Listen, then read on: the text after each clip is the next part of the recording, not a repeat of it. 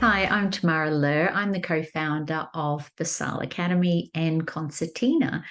And I wanted to spend a moment just to take you through how we work, where we're coupling SOPs, which we call the entrepreneurial growth systems, with offshoring, and take you through sort of the process for how we're able to achieve success. So a little bit of background about me. I am a serial entrepreneur, started at 19, so 25 years, building and exiting businesses by harnessing sales and marketing, mainly above the line, so digital marketing. So originally I started with mergers and acquisition houses that would come to me with a business that was traditional. It had seen organic growth and hadn't really done anything other than traditional marketing, so salespeople, trade shows, things like that. And that business might be growing 10 to 15% year on year, and they were looking for maximizing their valuation in preparation for a liquidity. So they would bring me in to create the foundations and build the infrastructure so that we had predictable revenue and we could show fast growth and then get a higher valuation at exit based on future projections. So based on that, I then started doing that inside companies myself. I've had a 20 mil fund, been part of that and helped build and exit those businesses successfully. And more recently, what I've been doing is mentoring a lot of peers. So in YPO and EO, I'm a member of both, and mentoring their businesses to help them do the same thing. So you've all heard of EOS, which is entrepreneurial operating systems. And a lot of people that we meet, a lot of companies that we work with have EOS, but the one thing that it's missing is the G, the growth. So we call it entrepreneurial growth systems. And we couple that with offshoring. So we have an offshoring company in the Philippines called Concertina, and that focuses on 18 players only. And we couple the EGS with talent, affordable talent offshore, in order to drive growth and create predictable revenue. So I'm just going to take you through some details around how we do that. So when we look at the time in the market, it's recession-like, and that's not going to go away. So really our focus is on organic, especially inside B2B. 73% of people still click on organic links. So this is really important to focus that we're ranking organically. And this isn't your dodgy backlinks from India. And this is very much a focused approach on social content and PR. And how do we do that online in order to get you 3 times on the homepage of Google? And the reason for that is 1 times is a 1-time click-through rate, twice is a 3 times click-through rate. And if you're on the homepage of Google 3 times, it's a 9 times click-through rate. So we really want to be found for your key search terms organically when people are searching for them on Google. Of course, we've got pay-per-click. A lot of people spend way too much time and money on pay-per-click. It is a necessary evil, but at the end of the day, Meta, Amazon, whoever it is, they own your client, not you. So it's really important we use it as a top of the funnel activity only, and then we look to transition them into owning that relationship and owning your customer.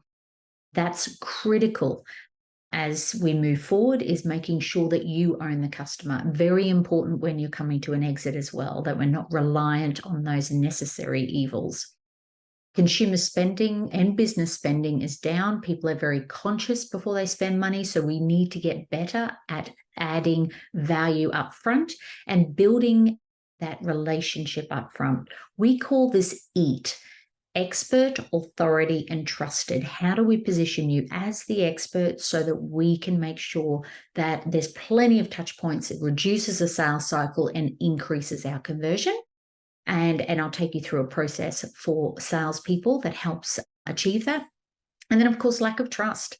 With the rise of AI, no one is really believing what they're reading, and that's going to get worse. So your ability to be able to position your people and your company as a people-focused organization is critical. So we really leverage personal profiles online to help share your story, to help build that trust in light of everyone being able to produce content and out there, spamming everybody, which is not ideal. We want two-way communication, and we really want to build rapport without needing to be in front of people, because the most expensive part of sales is having a salesperson in front of them, is the cost of the wages for that human. So how do we do that? Through automation and through content. So when I look at addressing these concerns, the main thing here and my goals when I'm going into any company is I'm looking at reducing the overheads and expenses in the business in order to reallocate those funds to investing in growth. Now, what's really important about this is that a lot of people are saying to me, well, we only have a small marketing budget. And in general, at least 5% of your revenue should be dedicated to marketing and sales initiatives to drive growth. But we can actually free up that cash. So I'll take you through a process on how we free up cash in order to reinvest it in growth initiatives. The second thing, of course, is addressing the labor shortage and the rising wages and the lack of skills.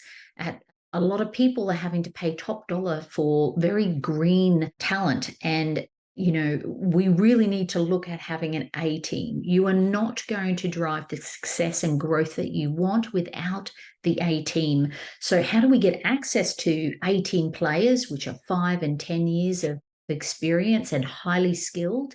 How do we get access to them at an affordable rate, which is where offshoring comes in? And then, of course, how do we create a predictable revenue model? Marketing is not a crystal ball. It can very much be automated. In fact, that's what we've done inside our entrepreneurial growth systems.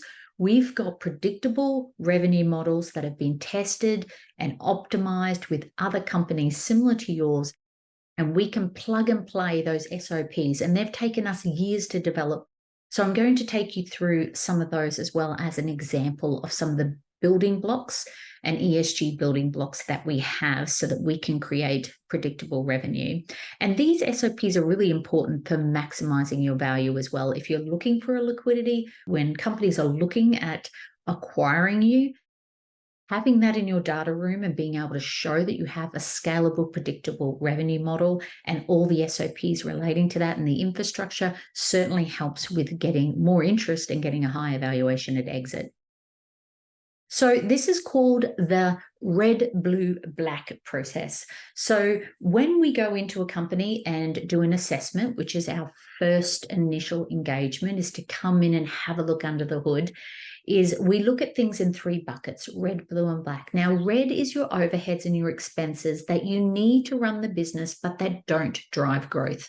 So some examples of this is finance and accounting, HR, quality assurance, training, all those sorts of things. So we really want to make sure we reduce these expenses through tech, automation, and through offshoring. So I will take a look at those expenses and nominate some resources that we can swap out for offshore resources that are way more affordable. To give you an idea, a high-level CFO, which would cost you around $150,000 onshore, you're going to be able to get that offshore with 10 years experience for around $40,000 a year, all inclusive. So that's a huge cost saving, but also for bookkeeping and those sorts of things. You're looking at anywhere between $3,000 and $4,000 a month, all in, for experts with 5 to 10 years experience. So how do we make some cost savings there that we can then reallocate that to blue items? And we'll run through some of those in a moment, but your blue is all your activity that drives your sales, your lead gen, and obviously the revenue growth. And then, of course, black is all the strategy. What is our end goal? Where are we wanting to take this company? What's the size of the market? How much of that market share do we want? That's really my wheelhouse. I love to build and exit businesses. So what is our strategy for doing that? And that's really where my mentoring comes in and guidance around how do we take market share? How do we drive our growth? And how do we attract buyers? Having said that, if you're not wanting to exit, I still think you should set your business up to exit, because businesses that are set up to exit are just better run businesses. They're not key person dependent. So even if you're not looking to exit, I think we should focus on growing your business as if it is. So these are the three key areas that we focus on when we come into a company. The first thing is how to create an offshore engine room for you. How do we give you access to the relevant SOPs inside our entrepreneurial growth systems? And they are driven and underpinned by great AI tools. And then, of course, organic traffic. How do we really improve your organic position online? So the first one is offshoring. So we really want to leverage offshoring. So in uncertain times, you need your workforce to be more flexible, affordable, and agile. When you hire an onshorer, it's like getting married. It's very hard to get out of it. So we really want that flexibility so that we can, like Concertina, the name of the company, expand and contract as and when we need it. Offshoring is a 30-day notice to cancel a team member, so you have that flexibility. And as you drive growth and as you might shift markets depending on the environment, then we can easily expand, zig and zag, as they call it, as things happen, and take advantage of opportunities very quickly where all our competitors have these existing workforces that are very hard to change and move and maneuver with, and they'll struggle to meet opportunities and contractions. So we really want to make sure that we're agile, affordable, and ready to take market share when opportunities come up. So a lot of people that I come across have marketing managers. They usually hire one person in-house and then expect them to be able to do all their marketing.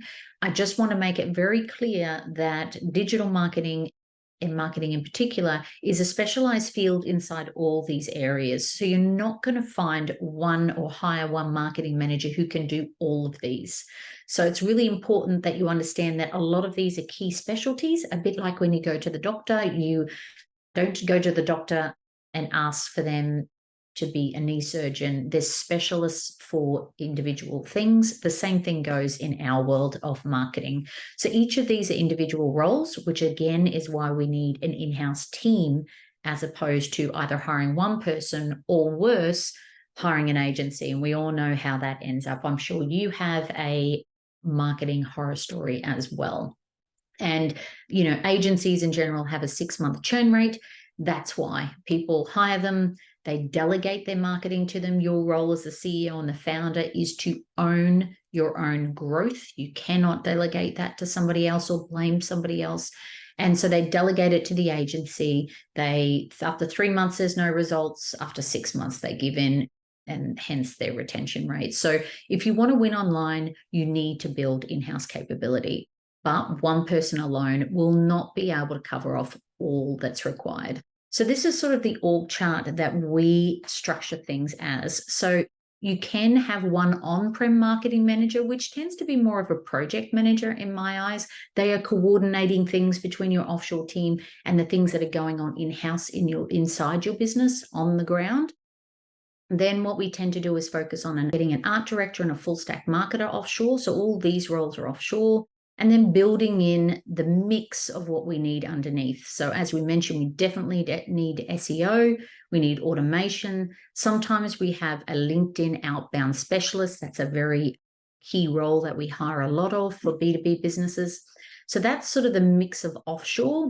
And then over here to the side, we have our strategic partners.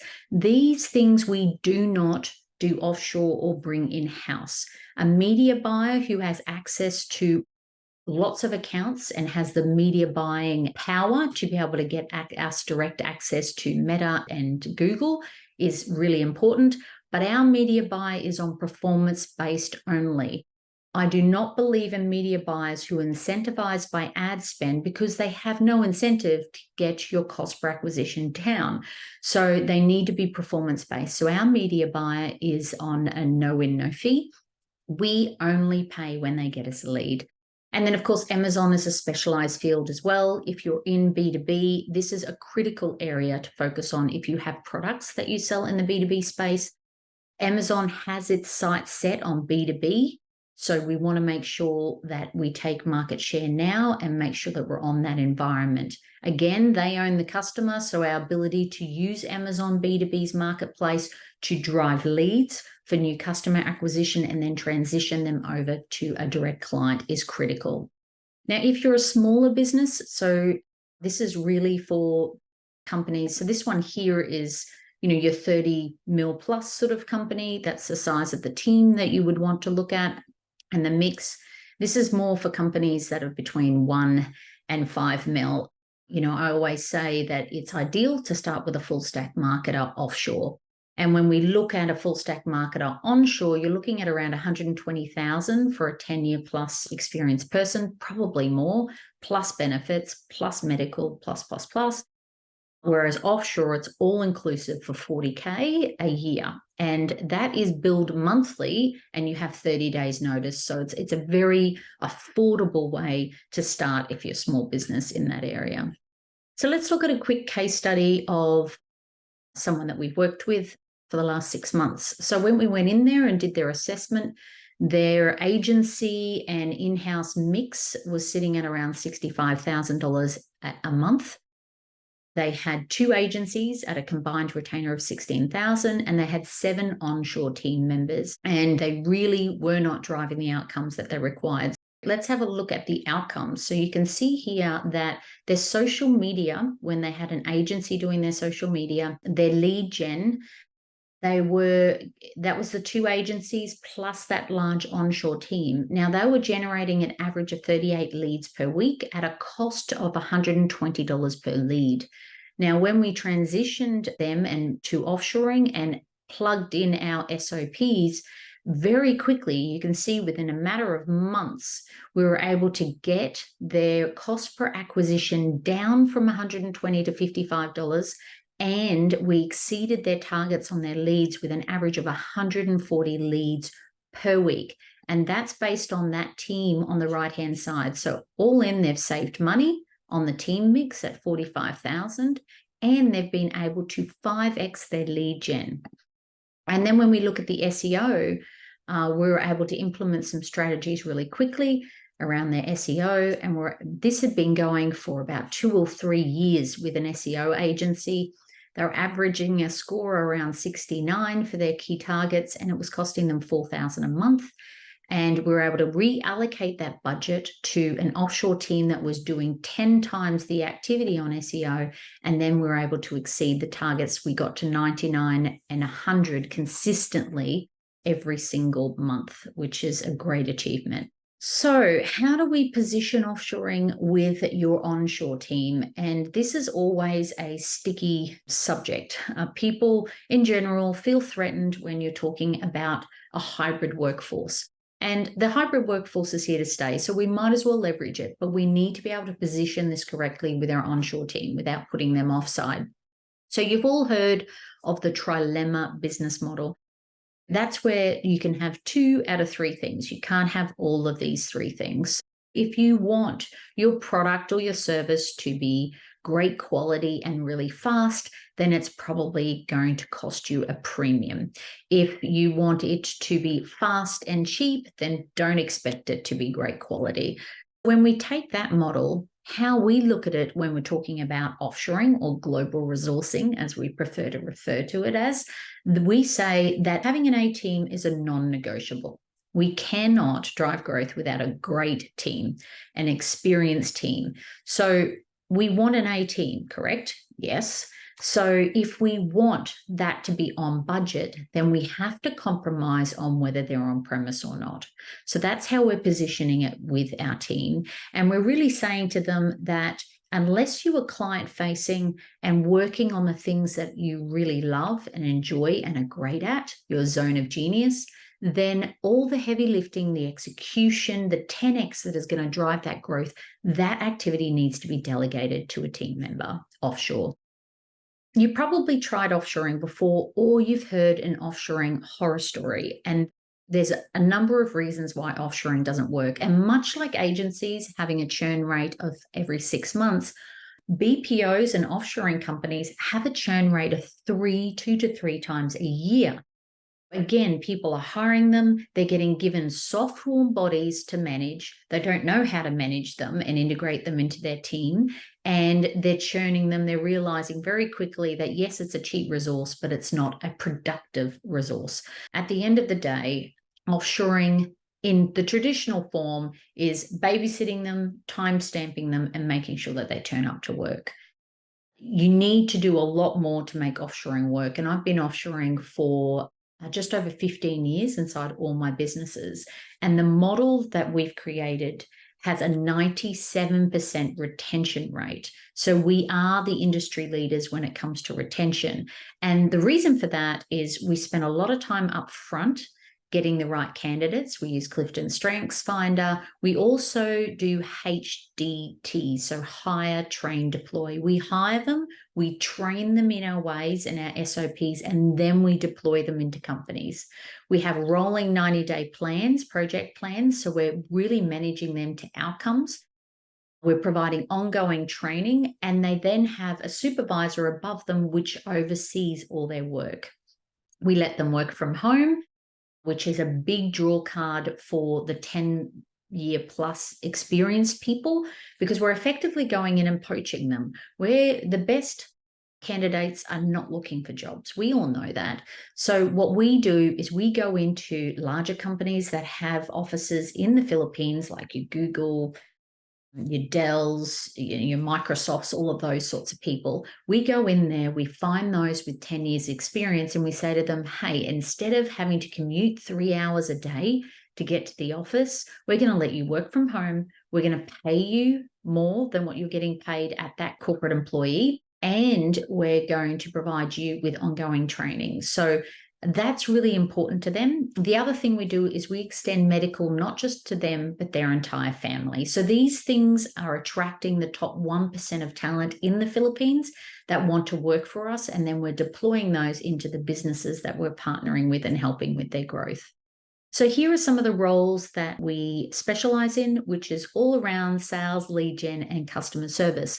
And we do also provide a lot of roles in the red. So your accounting, your bookkeeping, all of those sorts of things as well.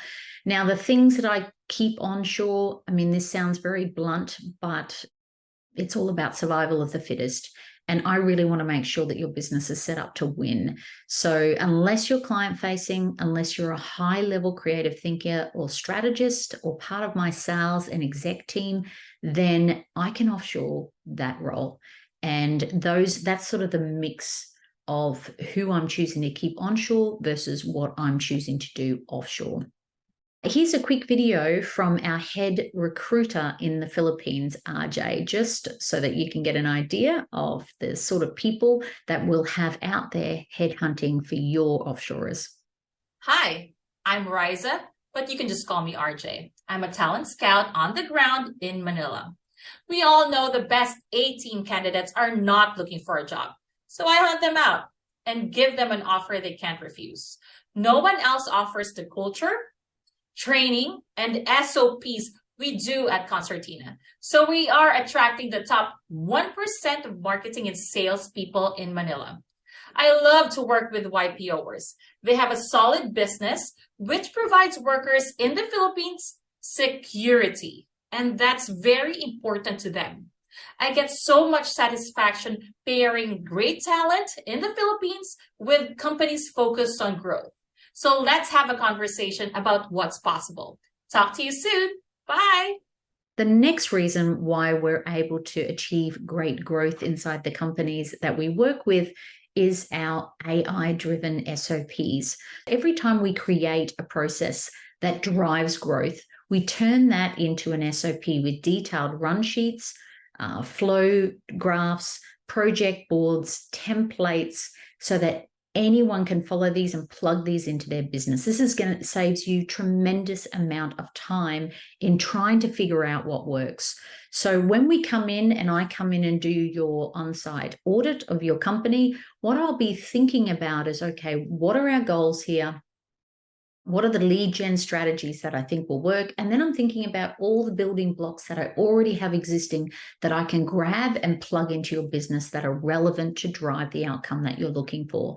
And I'll quickly give you an example of a B2B strategy that we have. A lot of companies have invested an enormous amount of money in platforms like ZoomInfo. And this is a very expensive investment. And what they're effectively doing is spamming people. You know, they're cold calling and then they're sending them emails.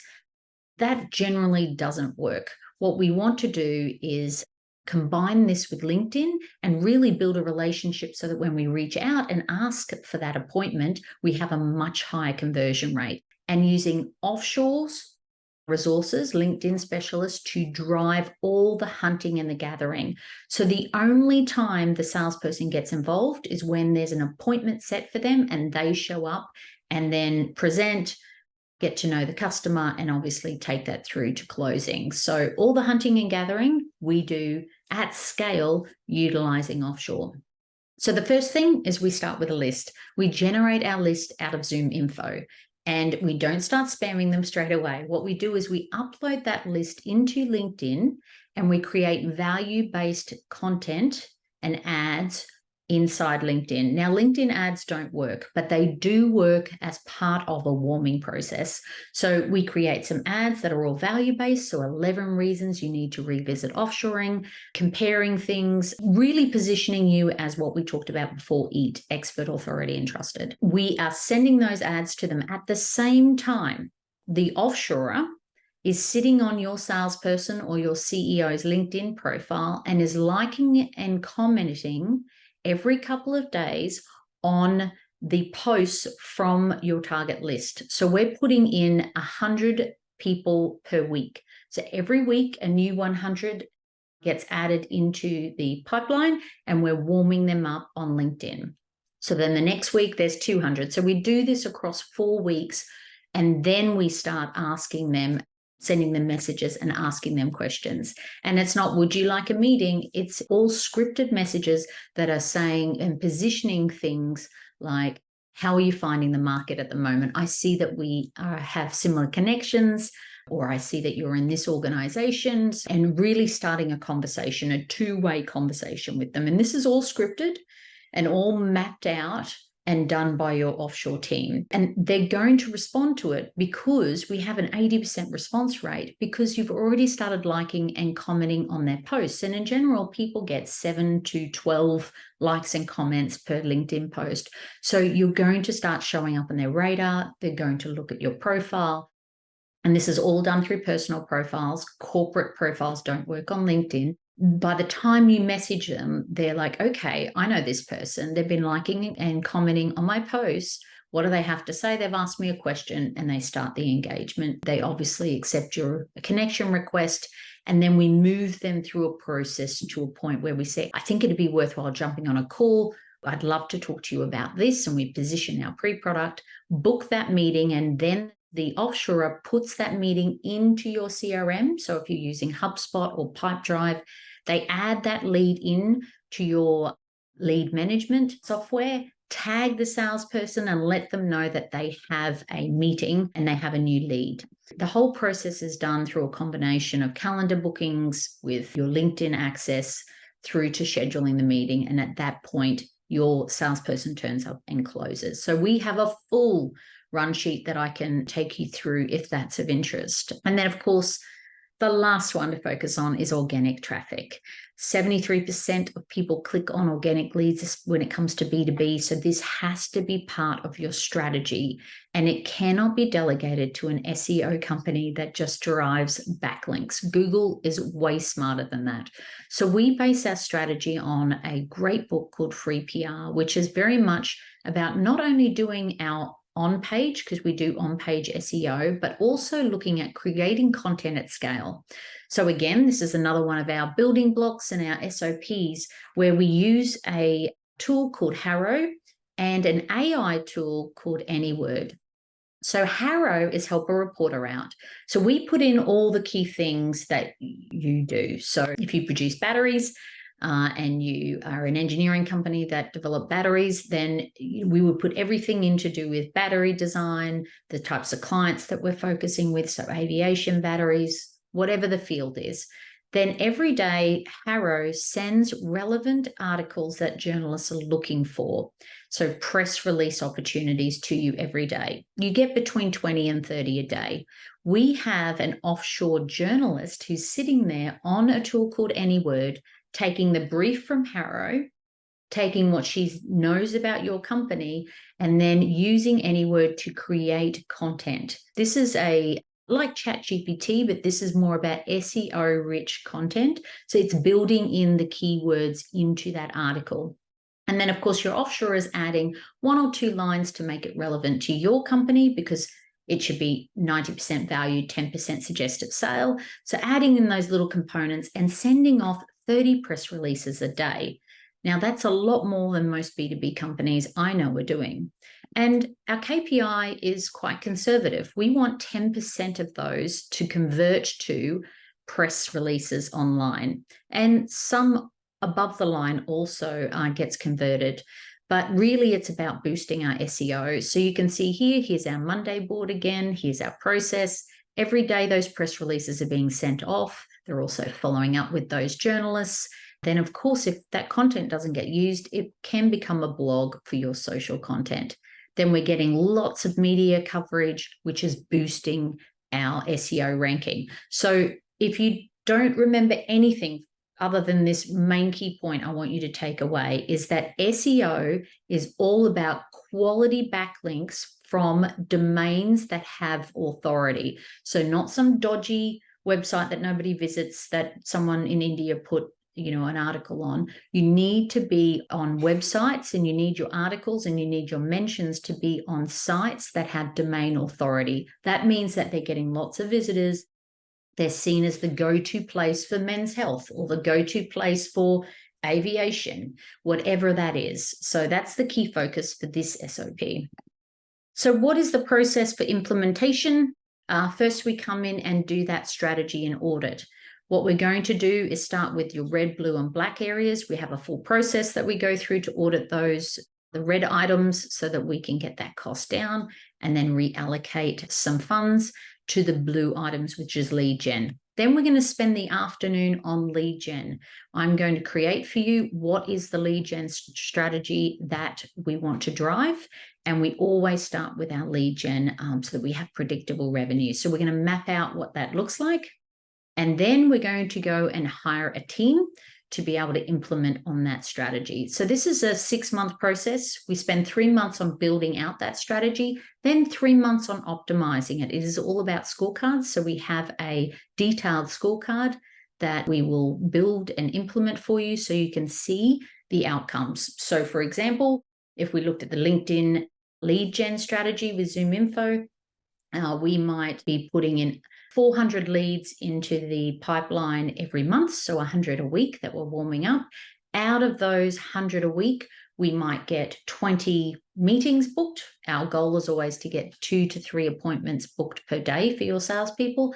Out of those, out of the 3 meetings that we have 2 that we quote for and 1 that we convert. Once we have our metrics and we know it's predictable, then we can start to scale that. And then, of course, after we've done lead gen, we then look at building out that offshore team so that you have more resources and more building blocks. So how do we do our social content at scale? How do we do our SEO at scale? So it's very much about breaking it down, starting with the strategy, driving your lead gen, and then building out your offshore teams so that we have great infrastructure inside the business to support the growth that we need. So that was a lot that I threw at you. I hope that was valuable just to give you an understanding of what works. And at the end of the day, there's a saying, people with the most paperwork win. In my case, I really do believe that businesses with the best infrastructure, the best SOPs, and the best people are the ones that win. So how can I help you get access to the 18 players offshore so that you can have them affordably and at scale? How do we do lead gen at scale? And please, any SOP, any IP inside our entrepreneurial growth systems that we have, our EGS systems, any of those you have access to when you hire staff through us. And lastly, what is the end goal and how can I help you achieve that goal? So let's start with that, work back from it, create the team that you need, create predictable revenue, and let's aim to get you a business that is profitable and is valued at a lot more than your competitors. Hope that helps and look forward to speaking to you soon. Book a time and we can run through how this is relevant to your business. Talk soon. Bye.